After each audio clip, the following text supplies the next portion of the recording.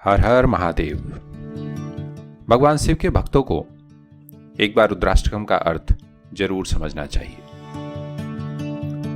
भगवान भोलेनाथ की अनुपम, दिव्य और अति सुंदर स्तुतियों में से एक रुद्राष्टकम आशुतोष महादेव को प्रसन्न करने की एक उत्तम स्तुति है। सावन के इस पावन महीने में भक्ति रस की एक महावृष्टि है। श्री रामचरितमानस के उत्तरकांड से प्रेरित ये प्रसंग महादेव की भक्ति और कृपा की एक अनुपम छटा है। दोस्तों, रुद्राष्टकम के चिंतन के साथ ये सावन कुछ और ही है। यहां भक्ति रस की मंद मंद हवाएं हैं, शीतल, सुगंधित, सुंदर और झीनी झीनी फुहार ये भगवान शिव की असीम और अनुपम कृपा बरस रही है। तो इस वीडियो में रुद्राष्टकम के माध्यम से हम सब भगवान शिव का एक दिव्य चिंतन करने जा रहे हैं, जिसका अनुभव अति आनंददायक है। भक्ति रस से सराबोर एक अनोखी भक्तिमय बारिश है। इस वीडियो के 3 भाग हैं। पहले हम रुद्राष्टकम के संदर्भ को समझेंगे, फिर इसका अर्थ और इसकी महिमा को समझेंगे।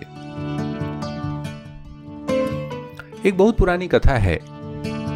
उज्जैन के महाकालेश्वर मंदिर में एक ब्राह्मण पुजारी थे। वेद विधि से, वेद मंत्रों से शिव जी की उपासना, सेवा, ध्यान, कीर्तन, पूजा से सदा भगवान रुद्र के पास रहना, इसके सिवा उनके पास और कोई काम न था। प्रियवादी, सत्यवादी, परोपकारी, छल प्रपंच से दूर जितने भगवान शिव के महाउपासक थे, उतनी ही प्रीति उनकी भगवान श्री राम के चरणों में थी। एक दिन एक व्यक्ति आया, दीन मलिन, मैले कुचैले, फटे पुराने कपड़ों में, मन उदास, काफी दुखी अवस्था में था। काफी परेशानियों का सामना करते हुए अयोध्या से उज्जैन पहुंचा था। शिव भक्त था, इसलिए ब्राह्मण पुजारी ने आश्रय दिया, रहने का बंदोबस्त भी किया, अपनाया और कुछ समय पश्चात शिव मंत्र भी दिया, अपना शिष्य बनाया और धीरे धीरे वो शिष्य भी शिव सेवा में लग गया। पर इस शिष्य में एक समस्या थी। जहां वो एक ओर शिव जी का उपासक था, वहीं दूसरी ओर उसे बाकी देवताओं को और उन्हें पूजने वालों से चिढ़ थी। विष्णु द्रोही था। विष्णु जी को पूजने वाले उसे पसंद नहीं आते थे। भगवत भक्त, वैष्णव, ब्राह्मणों को देखते ही वो जलता था। जैसे जैसे उसने शिव मंत्र का जाप किया, उसका अहंकार, दंभ और भी बढ़ता गया। मुझसे बड़ा शिव का उपासक कौन है? मैं ही शिव का सबसे बड़ा सेवक हूं, मैं ही शिव का सबसे बड़ा उपासक हूं। गुरुजी ने उसकी इस अज्ञान की अवस्था को समझा, उसे काफी समझाया, क्योंकि काफी प्रेम था, स्नेह था, अपने शिष्य के ऊपर पुत्र के समान समझते थे, पर बहुत दुखी हो जाते थे अपने शिष्य के इस आचरण से।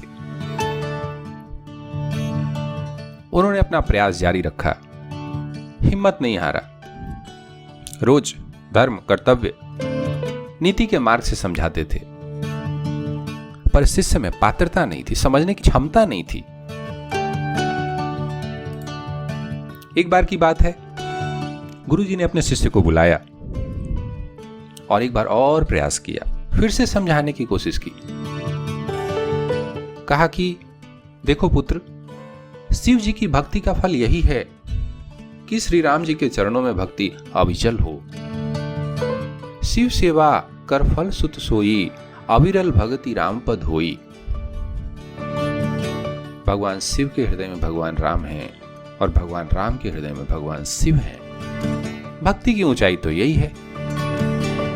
जब शिव जी की पूजा करते करते श्री राम जी के चरणों में मन प्रवृत्त होने लगे, तो समझना चाहिए कि ये शिव जी का आशीर्वाद है, शिव जी की भक्ति फलीभूत हो रही है। राम ही भजई तात शिव धाता। अरे राम जी को तो शिव जी और ब्रह्मा जी भी भजते हैं। नर पावर के केतिक बाता, फिर हम मनुष्यों की क्या बात। राम जी के चरणों की भक्ति बहुत ही दुर्लभ है, मुश्किल है, असंभव है। जब भोले बाबा सेवा से परम प्रसन्न होते हैं तब श्री राम जी की भक्ति देते हैं। भगवान भोलेनाथ की भक्ति का यह परम फल है। श्री राम जी कहते हैं, शंकर भजन बिना नर भगति न पावे मोरी। शिव जी के भजन के बिना मुझे कोई नहीं पा सकता। जहीं पर कृपा न करहीं पुरारी, सो न पाओ मुनि भक्ति हमारी। भगवान राम कहते हैं कि जिस पर पुरारी कृपा ना करें, जिस पर त्रिपुरारी प्रसन्न न हो, वो मेरी भक्ति को नहीं पा सकता। जो पुरारी को न भाए वो राम को कैसे पाए। गुरु जी ने समझाया भी, डांटा भी, कुछ अपशब्द भी कहे ताकि शिष्य में सुधार हो जाए। पर ये जो स्वभाव है, ये जो प्रकृति है, वो बहुत प्रचंड है। जल्दी बात समझ नहीं आती, जल्दी सुधार होने नहीं देता। गुरु जी ने कहा, जासु चरण अज शिव अनुरागी। श्री ब्रह्मा जी और श्री शिव जी जिनके चरणों के अनुरागी हैं, जिनके चरणों में अत्यंत प्रेम करते हैं, प्रसन्न रहते हैं, तासु द्रोह सुख चहसी अभागी। तू उनसे द्रोह करके सुख चाहता है, अरे तू बड़ा अभागी है। शिष्य तिलमिला उठा। ये सुन के नहीं कि गुरुजी ने उसे अभागा कहा, पर यह सुन के कि गुरुजी ने शिव जी को श्री हरि का सेवक कहा। तुलसीदास जी के शब्दों में, जैसे सांप दूध पिलाने से और भी विषैला हो जाता है, वो शिष्य भी कुछ ऐसा ही हो गया। अभिमानी, कुटिल, दुर्भाग्य वाला, वो दिन रात गुरुजी से द्रोह करने लगा। पर गुरुजी परम उदार, अत्यंत दयालु और जरा भी क्रोध न करते थे। उन्होंने उम्मीद न छोड़ी, बार बार उत्तम ज्ञान, कर्तव्य और धर्म की शिक्षा देते रहे। यहां एक बात समझने की जरूरत है कि समझाने वाला अपनी प्रकृति, अपने स्वभाव के अनुसार समझाता है, पर समझने वाला भी अपनी प्रकृति, अपने स्वभाव के अनुसार ही समझता है। यह प्रकृति बहुत प्रबल है, यह स्वभाव बहुत प्रचंड है। बात समझ नहीं आई, अज्ञान काफी था, पात्रता नहीं थी। और ये शिष्य कोई और नहीं, ये रामचरितमानस के कल्प कल्पांतर के कथावाचक श्री काकभूसुंडी जी थे। अभी भूसुंडी बने नहीं थे, पर इनका वो जन्म था जहां से एक महापरिवर्तन होना था। एक दिन की बात है, भूसुंडी जी मंदिर में बैठकर शिव नाम का जाप कर रहे थे। उसी समय उनके गुरुजी वहां आए, पर दंभ, अभिमान और द्रोह के कारण उठकर प्रणाम तक नहीं किया। अपमान किया, गुरु का अपमान किया। गुरुजी ने शिष्य के भाव को समझा। वो तो ऐसे भी परेशान थे उसमें सुधार ना होने से। अरे कैसे गुरु हैं ये? भला शिव जी क्यों राम जी की पूजा करेंगे? शिव जी और भगवान राम के चरणों के अनुरागी, इन्हें यथार्थ का ज्ञान नहीं है, इन्हें वेद का ज्ञान नहीं है। ऐसे गुरु का क्या सम्मान? इन बातों से दृढ़ता बढ़ गई, अभिमान हो गया और जानबूझकर गुरु का अपमान हो गया। गुरु जी बड़े दयालु थे, वो शिव भक्त गुरु बड़े ज्ञानवान थे। उनके हृदय में बिल्कुल भी क्रोध न हुआ, न क्रोध, न द्वेष, न ईर्ष्या। अपने शिष्य के स्वभाव से बिल्कुल भी विचलित न हुए। पर भगवान शिव से यह बर्दाश्त न हुआ। यह घटना महाकालेश्वर मंदिर उज्जैन की है। रामचरितमानस के उत्तरकांड में इसका विवरण है। गुरु का अपमान महापाप है। गुरु का अपमान शिव का अपमान है। गुरु तो शिव स्वरूप ही है, क्योंकि शिव से बड़ा गुरु कौन है? शिव से बड़ा गुरु कौन है? अति अगुर अपमानता सही न सके महेश। भगवान भोलेनाथ रुष्ट हो गए। महेश नहीं सह पाए। गुरु के इस अपमान को। जैसे कोई बड़ा तूफान आ गया, मंदिर का माहौल बदल गया, भयंकर तेज हवाओं के साथ दीवारें कांपने लगी, गर्भगृह हिलने लगा, भूकंप आ गया। मंदिर में आकाशवाणी हुई, अरे मूर्ख, अभिमानी, दुर्भाग्य वाला, यद्यपि तेरे गुरु तो ज्ञान से परिपूर्ण हैं, अत्यंत दयालु हैं, उन्हें क्रोध नहीं है, पर मैं तुम्हें श्राप दूंगा। भगवान शिव ने कहा, जो नहीं दंड करो खल तोरा। अगर तुम्हारे जैसे दुष्ट व्यक्ति को मैं दंड न दूं, भ्रष्ट होई श्रुति मार्ग मोरा, तो मेरा वेद मार्ग भ्रष्ट हो जाएगा। भगवान शिव ने अपनी कृतज्ञता प्रकट की कि तुम जैसे दुष्ट व्यक्ति को दंड देना जरूरी है। गुरु के अपमान के लिए तू जानबूझकर अजगर की तरह बैठा रहा, इसलिए तुम्हारी अधगति सांप की ही हो। और जैसे तुम अभी जानबूझकर बैठे रहे, पड़े रहे, उठे नहीं, वैसे ही भारी वृक्ष के खोडर में तुम सर्प बनकर निवास करना। भगवान शिव का श्राप सुनकर भुसुंडी जी भय से कांप उठे। जब इस भयानक श्राप को सुना, उठ खड़े हुए, कांपने लगे, कंठ सूख गया, गला रूंध गया। पल भर में दंभ, अभिमान, अहंकार सब महाभय में बदल गया। अपने इष्ट देव ने ही श्राप दे दिया, अरे अब क्या करें। शिव जी के श्राप को दो लोगों ने सुना, एक भुसुंडी जी ने जिनको वो श्राप लगा, और एक उनके गुरुजी ने। जब गुरुजी ने उस भयानक श्राप को सुना कि मेरे शिष्य की इतनी भयंकर गति होगी, वो सांप बनेगा, तो वो भी अति भयभीत हो गए। बहुत प्रेम था उन्हें अपने शिष्य पर, पुत्र के समान स्नेह था, इसलिए उन्हें बड़ी पीड़ा हुई, बड़ी वेदना हुई, बड़ा कष्ट हुआ। भुसुंडी जी थर थर कांप रहे थे। उन्हें अत्यंत दीन स्थिति में देखकर गुरुजी और डर गए। बड़ा दुख हुआ, संताप हुआ। कैसे बचाएं अपने शिष्य को, कैसे बचाएं अपने इस बालक को। घबराकर शोर मचाने लगे, हाहाकार करने लगे। पर भगवान शिव के श्राप को कौन टाल सकता है। कुछ संभव है तो उन्हीं से प्रार्थना की जाए। ऐसा सोचकर प्रेम सहित दोनों हाथों को जोड़कर दंडवत भगवान भोलेनाथ के सन्मुख लेट गए और हृदय से गदगद वाणी से विनती करने लगे, क्षमा करो भोलेनाथ, रक्षा करो महादेव, इस बालक पर कृपा करो। रक्षा प्रभु, क्षमा प्रभु, रहम करो अपने इस बालक पर, ये आपका ही भक्त है। बड़ी करुणा थी, बड़ी वेदना थी उस ब्राह्मण की पुकार में। अपने शिष्य की रक्षा के लिए उसने विनती की, भगवान भोलेनाथ से स्तुति की, और यही स्तुति रुद्राष्टकम के नाम से जाना गया। नमामि समीशान निर्वाण रूपम विभुम व्यापकम ब्रह्म वेद स्वरूपम। नमामि, हे देवादिदेव महादेव, आपको प्रणाम है।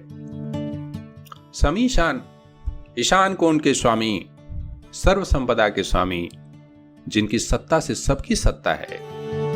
निर्वाण रूपम, जो मोक्ष स्वरूप है, निर्वाण स्वरूप हैं, ऐसे भगवान महेश त्रिनेत्र को मैं सप्रेम नमस्कार करता हूं। विभुम व्यापकम, जो पूरे ब्रह्मांड में व्याप्त हैं और जिनसे पूरा ब्रह्मांड व्याप्त है, स्थित है। ब्रह्म वेद स्वरूपम, उन ब्रह्म स्वरूप सबकी आत्म ज्योति को प्रकाशित करने वाले और वेद स्वरूप धर्म और ज्ञान का मार्ग बताने वाले भगवान शिव को मैं सप्रेम बारंबार नमस्कार करता हूं। निजम निर्गुणम निर्विकल्पम निरीहम। निजम का अर्थ है कि जो अपने आप में प्रतिष्ठित है, किसी का अंश नहीं है, स्वयं से प्रकाशित है और प्रतिष्ठित है।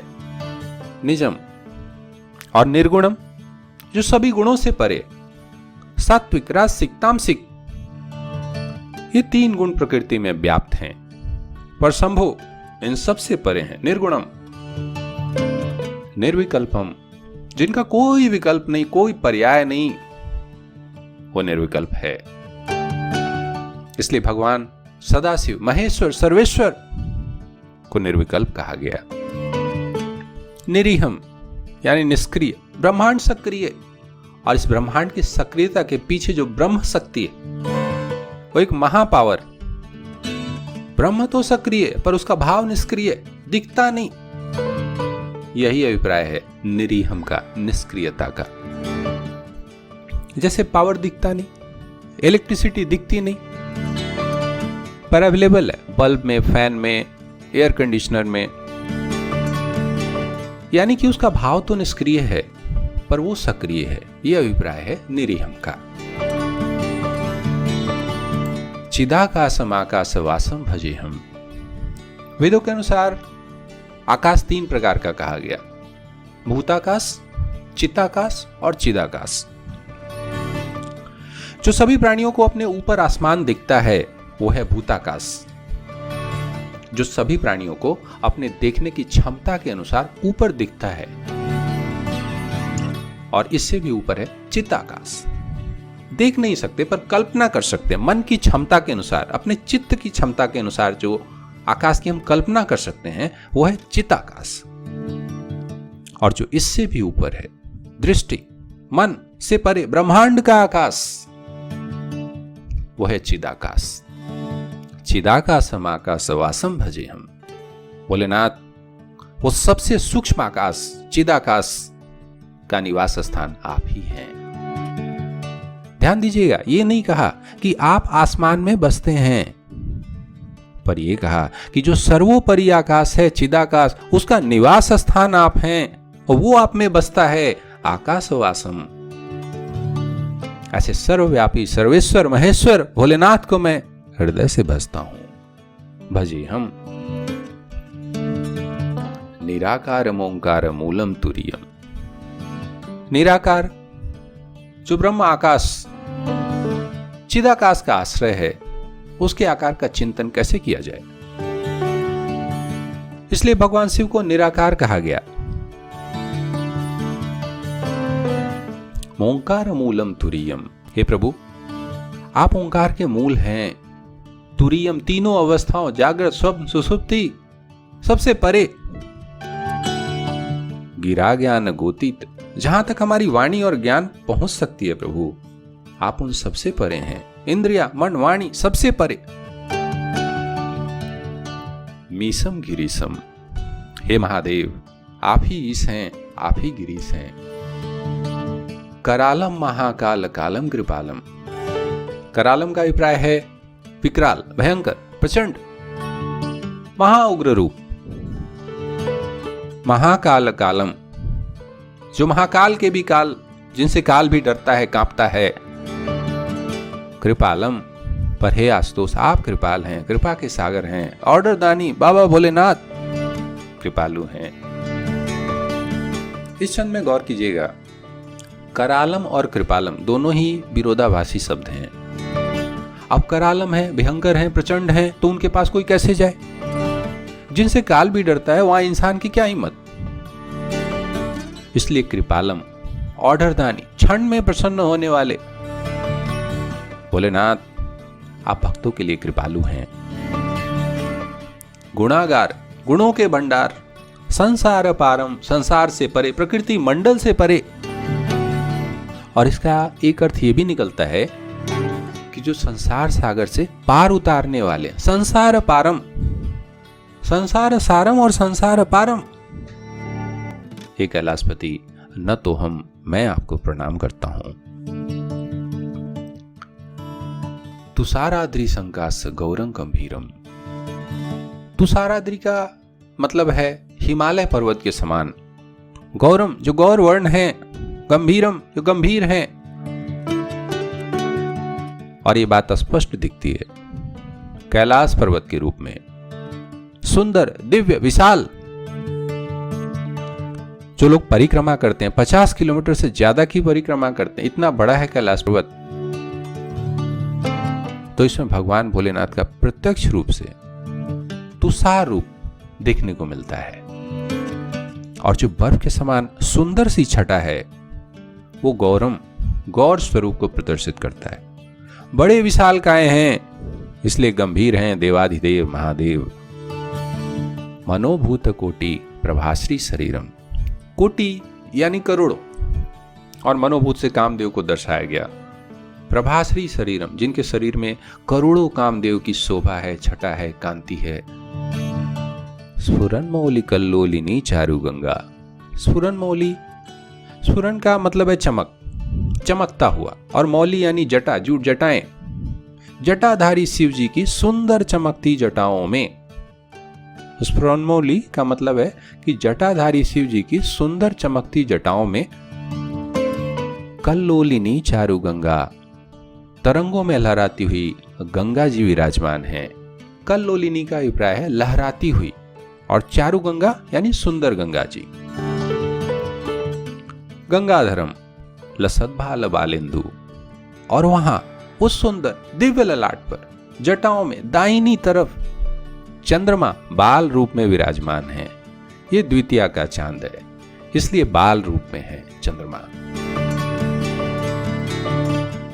चंद्रमा की 15 अवस्थाएं हैं घटते हुए क्रम में, जब वो पूर्णिमा से अमावस्या की ओर बढ़ता है, और चंद्रमा की 15 अवस्थाएं हैं बढ़ते हुए क्रम में, जब वो अमावस्या से पूर्णिमा की ओर बढ़ता है।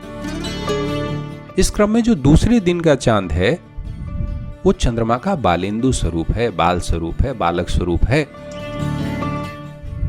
और चंद्रमा इसी रूप में विराजमान है भगवान शिव की जटाओं में, चमकती हुई जटाओं में। और इसलिए भगवान शिव का एक नाम चंद्रमौली भी है, चंद्रशेखर। कंठे भुजंगा, और कंठ में, जिससे सब डरते हैं, महाविशाल भुजंगा, सर्प लिपटा हुआ है। चलत कुंडलम भूसुनेत्रम विशालम, चलत कुंडलम, ऐसा लगता है कि उनके कानों के कुंडल चल रहे हैं, वो हिलते नहीं, वो चलने की भांति प्रतीत हो रहे हैं। भ्रूसुनेत्रम विशालम, नेत्र बड़े हैं, कमल दल के समान सुंदर हैं, विशाल हैं, और ऊपर जो भ्रुकुटी है उसकी खूबसूरती नेत्रों के साथ अदम्य शोभा को बढ़ा रहे। प्रसन्नाननम, निरंतर प्रसन्नता है उनके चेहरे पर, सदा मुस्कुराहट की मुद्रा के साथ विराजमान भगवान शिव, इसलिए अखंड आनंद हैं, चिन्मय आनंद हैं। नीलकंठम दयालम, कंठ नीला है, और कैसे हुआ? भगवान भोलेनाथ का कंठ नीला कैसे हुआ? आप में से कई लोग इस कथा को जानते हैं कि जब अमृत पाने के लिए देवताओं और असुरों के द्वारा समुद्र मंथन शुरू हुआ, तो अमृत तो काफी दूर था, पर पहले तो जहर निकला। छोटा मोटा नहीं, 25-50 हजार टन नहीं, बड़े पैमाने पर जहर फैलना शुरू हुआ, काफी विषैला, जहरीला, पूरे आसमान को काला करता हुआ, दम घूंटने वाला वो सैलाब, जिसने देवताओं को, असुरों को, सबका जीना मुश्किल कर दिया। अमृत तो लोग भूल गए, सब भाग उठ खड़े हुए। बात होने लगी कि इतने बड़े पैमाने पर जो जहर फैल रहा है उसका निदान कैसे हो, और इससे बड़ी दयालुता और क्या होगी। सबके लिए अमृत का राह तैयार कर दिया और जहर को स्वयं ले लिया।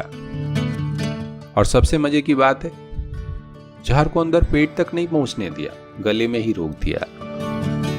जहर का सैलाब तो बहुत बड़ा था, उसके प्रलयंकारी फैलाव की सीमा नहीं थी, पर वो भोलेनाथ के गले से आगे न जा सका। खुद तो जहर पिया, दूसरों को जीवन दिया, कौन है उनसे उदार? इसलिए भगवान शिव नीलकंठम दयालम कहे गए। मृगाधीश चरमांबर मुंडमालम, बागंबरधारी, मृगाधीश बागंबरधारी, मुंड की माला धारण किए हुए। किसकी माला है गले में? किसके मुंडों की माला है गले में? मां सती की, राहु की, मनुष्यों की? इसकी चर्चा नहीं है किसकी माला, पर मुंड मालम। प्रियम शंकरम प्रिय हैं सबके शिव शंभो शंकर, सर्वनाथम सबके नाथ हैं भजामी। ऐसे भोलेनाथ को मैं भजता हूं, हृदय से प्रणाम करता हूं। रुद्राष्टकम भगवान भोलेनाथ के एक दिव्य स्वरूप के चिंतन को जागृत करता है। अब देखिए, अगर पिछले 2 श्लोकों को एक साथ देखा जाए तो कितना सुंदर दिखता है भगवान भोलेनाथ का दिव्य स्वरूप। तुषार हिमालय के समान गौर हैं, गंभीर हैं, बड़े विशालकाय दिख रहे हैं। कैलाशपति देवाधिदेव महादेव करोड़ों कामदेव की प्रभा से सुशोभित हैं। उनकी जो जटाएं हैं उनमें अद्भुत चमक है। उनकी बड़ी बड़ी जटाओं में तरंगों में उमड़ती लहराती सुंदर गंगा जी शोभायमान हैं, और वहीं उनके ललाट पर दाहिनी और बाल चंद्रमा भी विराजमान हैं, सुशोभित हैं। कितना सुंदर चिंतन है। कंठ में महाविशाल भुजंगा सर्प लिपटा हुआ है। उनके कानों के कुंडल ऐसा लग रहा है मानो चल रहे हों। नेत्र बड़े हैं, कमल दल के समान सुंदर हैं, विशाल हैं। और ऊपर जो भ्रिकुटी है उसकी खूबसूरती नेत्रों के साथ अदम्य शोभा को बढ़ा रही। उनके चेहरे पर निरंतर प्रसन्नता है। उनके चेहरे पर सदा सर्वदा मुस्कुराहट की मुद्रा है, अखंडानंद चिन्मयानंद मुद्रा। कंठ नीला है, ऐसा लग रहा है कि भोलेनाथ दयालुता के भाव से तत्पर हैं, भक्तों का कल्याण करने के लिए, कृपा करने के लिए। मृगाधीश बागंबरधारी मुंड की माला धारण किए हुए बड़े प्रिय मुद्रा में हैं कैलाशपति देवाधिदेव महादेव। प्रियम शंकरम सर्वनाथम भजामी। हे प्रभु शिव शंभो, आपके इस प्रिय स्वरूप का मैं चिंतन करता हूं। हे शंकर सर्वनाथम, मैं आपको हृदय से प्रणाम करता हूं। प्रचंडम प्रकृष्टम प्रगल्भम परेशम। देखिए शब्दों का कितना सुंदर समन्वय। प्रचंडम प्रकृष्टम प्रगल्भम परेशम। प्रचंडम, इस सब से बल प्रताप तेज का बोध होता है, जिनमें देवी चंडी की शक्ति की उत्कृष्टता झलकती है। इसलिए भगवान शिव प्रचंड हैं। और प्रकृष्टम यानी सर्वश्रेष्ठ। भुजदंड प्रचंड प्रताप बलम खल वृंद निकंद महाकुशलम। महाकुशल है, प्रचंड है, प्रताप बल है। प्रभु आपको बारंबार प्रणाम। प्रगल्भम से ज्ञान की उत्कृष्टता, प्रौढ़ता और मैच्योरिटी झलकती है, जिनसे वाद विवाद में, शास्त्र शास्त्रार्थ में कोई जीत न सके, जिनके वचन का कोई खंडन न कर सके, सबके अंतःकरण को जानने वाले, जिनके ज्ञान और विचार अथाह और गंभीर हैं। प्रगल्भम। और परेशम, आप सभी ईश्वर के स्वामी हैं। हे महादेव, आप परेश हैं। अखंडम, जो विभाजित नहीं, सिर्फ एक, पूर्ण है। पिछले श्लोक में हमने भगवान शिव को चिदाकाश स्वरूप में देखा, और जो चिदाकाश है वो विभाजित कैसे हो सकता है। उमा एक अखंड रघुराई, और शांति पाठ में भी ब्रह्म की पूर्णता का भाव मिलता है। ओम पूर्णमदम पूर्णमिदम पूर्णात् पूर्णमुदच्यते पूर्णस्य पूर्णमादाय पूर्णमेवावशिष्यते। ये जो ब्रह्मांड की अखंडता है, उसके कण कण में व्याप्त हैं, घट घट में परिपूर्ण हैं। इसलिए अखंडम, अखंडानंद हैं रुद्रदेव। यद्यपि ब्रह्म अखंड अनंता।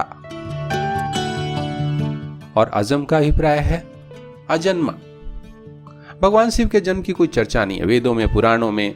अनादि अनंत हैं, स्वयं से प्रकट होने वाले स्वयंभू, इसलिए उन्हें अजम कहा गया। भानु कोटि प्रकाशम, भानु यानी सूर्य, कोटि यानी करोड़ों,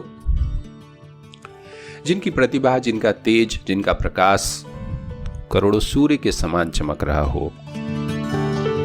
पर हम तो एक सूर्य के तेज के प्रकाश का चिंतन नहीं कर पाते, फिर करोड़ों सूर्य का इंसान चिंतन कैसे करे। इसलिए पहले कहा गया था गिरा ज्ञान गोतित। जहां तक हमारी प्रभु वाणी और ज्ञान की पहुंच है, आप उन सबसे परे हैं प्रभु। इंद्रिया मन वाणी सबसे परे।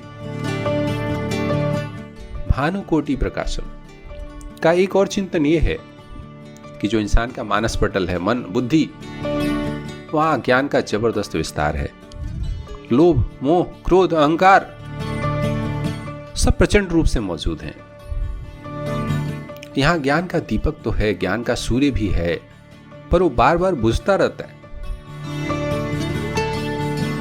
पर जब वही ज्ञान रूपी सूर्य करोड़ों सूर्य की प्रतिभा से निकलता है, तब जीवन के सभी अज्ञान ध्वस्त हो जाते हैं। प्रभु आपकी कृपा से हम सबके जीवन में ज्ञान ऐसा ही हो। भानुकोटि प्रकाशम त्रयः शूल निर्मूलनम शूलपाणि। ऐसे तो मानव जीवन में अनेक प्रकार के शूल हैं। शूल यानी दुख, दर्द, पीड़ा, जो इंसान को व्यथित कर दे, विदीर्ण कर दे, वो शूल है। शूल दुख से आगे है। और त्रय शूल का भाव है कि सभी शूल को 3 मुख्य भागों में समझा जाए, दैहिक, दैविक और भौतिक। जो मनुष्य के शरीर और मन से होने वाले शूल हैं, वो दैहिक शूल हैं। जो दैविक प्रकोप से उत्पन्न होने वाले शूल हैं, वो दैविक शूल हैं। और जो भौतिक समस्याएं, आपदाओं से उत्पन्न होने वाले, वो भौतिक शूल, आर्थिक, भौतिक। इन तीनों प्रकार के शूल को निर्मूल करने की जो क्षमता है, भगवान शूलपाणि भगवान शिव में है। त्रिशूलधारी भगवान शूलपाणि, उनके त्रिशूल मानव जीवन के शूलों का, उनके भक्तों के शूलों को उबारने के लिए, उनके भक्तों को शूलों से उबारने के लिए। भजेहम भवानी पतिम भावगम्यम। भवानी पति का भाव है कि जो भव यानी संसार का निर्माण और नियंत्रण करने वाली हैं, मां भवानी, वो भी आपकी ही हैं। आप भवानी पति हैं भोलेनाथ। भावगम्यम, प्रभु आप भाव के अधीन हैं, आप भाव के प्रिय हैं। आपको भक्ति भाव से प्रसन्न किया जा सकता है। ऐसे भाव प्रिय भवानी पति भोलेनाथ को मैं भजता हूं, प्रणाम करता हूं। भजे हम भवानी पतिम भावगम्यम, प्रार्थना करता हूं। कलातीत कल्याण कल्पांतकारी। कलातीत यानी सभी कलाओं से परे, यानी सभी कलाओं से पूर्ण, सर्व कला पूर्ण, कल्याण करने वाले, कल्प का अंत करने वाले भी आप ही हैं। सदा सज्जनानंद दाता पुरारी। सदा आनंद दाता, सदा सज्जनानंद दाता आप हैं पुरारी, त्रिपुरारी। चिदानंद संदोह मोहापहारी। चिदानंद, चिदा यानी ब्रह्म, और जो ब्रह्म के आनंद का स्वरूप है वही आनंद चिदानंद है। तो जब ब्रह्म के आनंद के संयोग से, संदोह, संदोह का अभिप्राय है संयोग, तो जब ब्रह्म के आनंद के संयोग से मोह का नाश हो, मोहापहारी। प्रसीद प्रसीद प्रभु मनमथारी। मनमथारी का मतलब है कि हे प्रभु, आप अपराध के अनुसार दंड भी देते हैं और फिर क्षमा भी करते हैं, कृपा करके आशीर्वाद भी देते हैं। कामदेव को अपराध के कारण भस्म कर दिया, पर उसे पुनर्जीवित होने का मार्ग भी बताया। प्रसीद प्रसीद प्रभु मनमथारी। हे महादेव, आप प्रसन्न होइए, आप प्रसन्न होइए। न यावत उमानाथ पादार विंदम। हे उमानाथ, हे उमापति, जब तक आपके चरण कमलों को मनुष्य नहीं भजता, उसका न तो इस लोक में कल्याण है न उस लोक में। न तावत सुखम शांति संतापनासम। न तो उसे सुख है न उसे शांति है, और ना ही उसके संताप मिट सकते हैं। प्रसीद प्रभु सर्वभूतादिवासम। हे सबके हृदय में निवास करने वाले स्वामी, सबके हृदय का निवास स्थान देवादिदेव, प्रसन्न होइए प्रभु। न जानामि योगम जपम नैव पूजाम। हे प्रभु, ना तो मैं योग जानता हूं, न मैं जप जानता हूं, और ना ही पूजा जानता हूं। हे सदा सर्वदा शंभु महादेव, मैं तो सिर्फ आपको प्रणाम करता हूं। न जानामि योगम जपम नैव पूजाम, न तो हम सदा सर्वदा शंभुतुभ्यम। हे प्रभु, ना तो मैं योग जानता हूं, न मैं जप जानता हूं, न पूजा जानता हूं, हे सदा सर्वदा शंभु महादेव, मैं तो सिर्फ आपको प्रणाम करता हूं। जीवन में जब अभिमान बढ़ने लगे, अहंकार बढ़ने लगे, भक्ति में, पूजा में, साधना में, तो रुद्राष्टकम के इस 8वें श्लोक का चिंतन करना चाहिए। यह संदर्भ भुसुंडी जी का है। उन्हें काफी घमंड हो आया था कि मुझसे बड़ा शिव सेवक कौन, मैं ही शिव का सबसे बड़ा भक्त हूं, मुझे किसी के सम्मान की क्या जरूरत है। इन्हीं विचारों से उन्हें भारी श्राप झेलना पड़ा। इसलिए आप देखेंगे कि पूजा अर्चना के अंत में हमेशा प्रावधान होता है क्षमा प्रार्थना का। न जानामि योगम जपम नैव पूजा, न तो हम सदा सर्वदा शंभुतुभ्यम।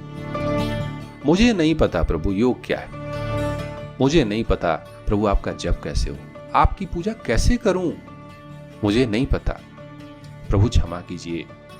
मुझे तो इतना पता है कि हे शंभु, मैं आपके चरणों में नतमस्तक हूं, मुझ पर कृपा करें। जरा जन्म दुखो गता तप्यमान। जरा यानी बुढ़ापा, जन्म दुख। ये जो बुढ़ापा, जन्म, मरण और दुखों के समूह घेरे हुए हैं, आप इन सबसे मेरी रक्षा कीजिए।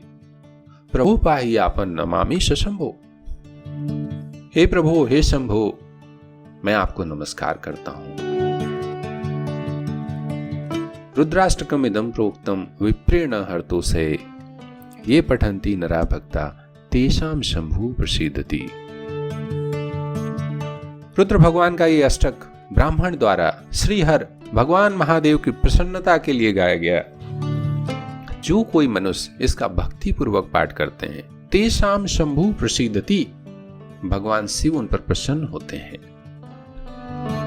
जीवन में कई प्रकार के दोषों का निवारण करने वाला रुद्राष्टकम एक प्रभावशाली भगवान शिव की स्तुति है।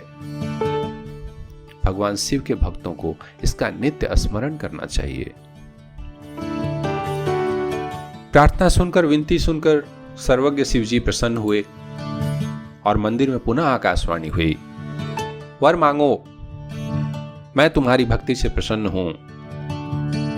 ब्राह्मण पुजारी ने पहले तो प्रभु के चरणों की भक्ति मांगी और फिर अपने शिष्य के लिए प्रार्थना की। प्रभु, अज्ञानवश ये जीव जड़ रूपी है, अज्ञान से घिरा होने के कारण इससे गलती हुई है। आप इस जड़ जीव पर क्रोध न करें, आप इसे क्षमा कर दें। दया निधान अब आप वही कीजिए जिससे इसका कल्याण हो प्रभु।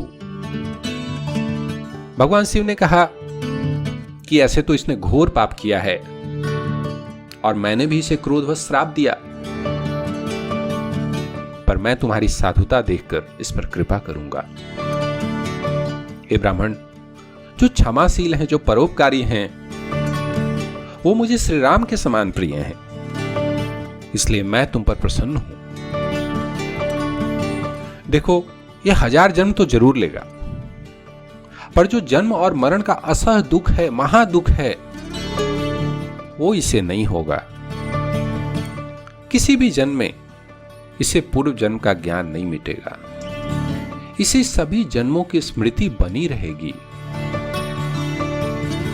पहले तो इसका श्री रघुनाथ जी की पुरी में जन्म हुआ, अयोध्या में जन्म हुआ, और इसने इस जीवन में मेरी सेवा की है, मेरा ध्यान किया है, मेरी पूजा की है। इसलिए पुरी के प्रभाव से और मेरी कृपा से इसके हृदय में राम भक्ति उत्पन्न होगी। और भगवान शिव ने कहा कि सुनो, अब तुम संतों का, ब्राह्मणों का अपमान मत करना। संत को भगवान श्री अनंत हरि के समान ही समझना। इंद्र के ब्रज, मेरे विशाल त्रिशूल, काल के दंड और श्री हरि के विकराल चक्र के मारे जो न मरता है, वो भी विद्रोह रूपी अग्नि से भस्म हो जाता है। ऐसा विवेक मन में रखना, फिर तुम्हारे लिए जीवन में कुछ भी दुर्लभ नहीं होगा। साथ में एक आशीर्वाद और दिया कि तुम जहां जाना चाहोगे, मन की इच्छा के अनुसार, मन की गति से बेरोक टोक जा सकोगे। काल की प्रेरणा से भुसुंडी जी विंध्याचल में जाकर सर्प योनि में पैदा हुए। कुछ समय बीतने पर उन्होंने बिना परिश्रमी शरीर का त्याग कर दिया।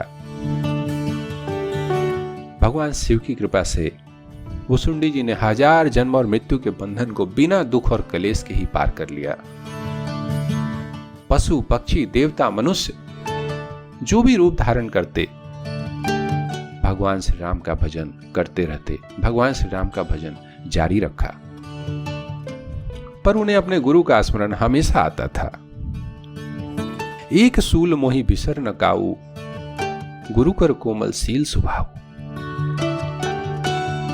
भुसुंडी जी कहते हैं कि गुरु जी का कोमल सुशील स्वभाव मुझे कभी नहीं भूलता। मैंने उस परम उदार व्यक्ति को काफी कष्ट दिया, विद्रोह किया। ये दुख मुझे निरंतर बना रहा, हर जन्म में बना रहा। अंतिम शरीर भुसुंडी जी ने ब्राह्मण का पाया। जन्म से ही भगवान श्री राम के चरणों में अनन्य भक्ति, अविचल प्रेम, और भगवान शिव की कृपा से वो भुसुंडी जी काग भुसुंडी बने।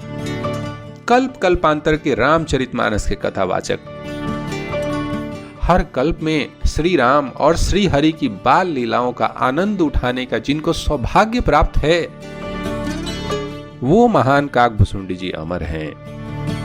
उन्हें बारंबार प्रणाम है।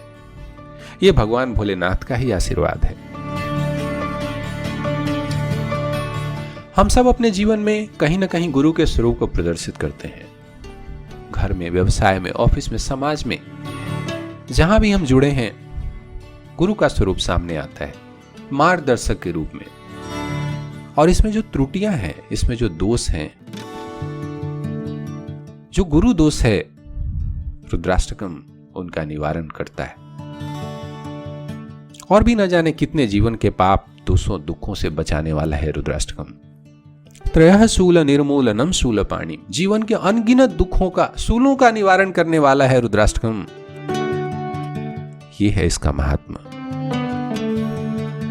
आज सावन के इस पावन महीने में भगवान भोलेनाथ की कृपा से ये रुद्राष्टकम का अर्थ और संवाद आप सब तक पहुंचा है। आप सभी सुनने वालों को बहुत बहुत धन्यवाद। भगवान भोलेनाथ की कृपा आप सब पर बनी रहे। जय भोलेनाथ, हर हर महादेव।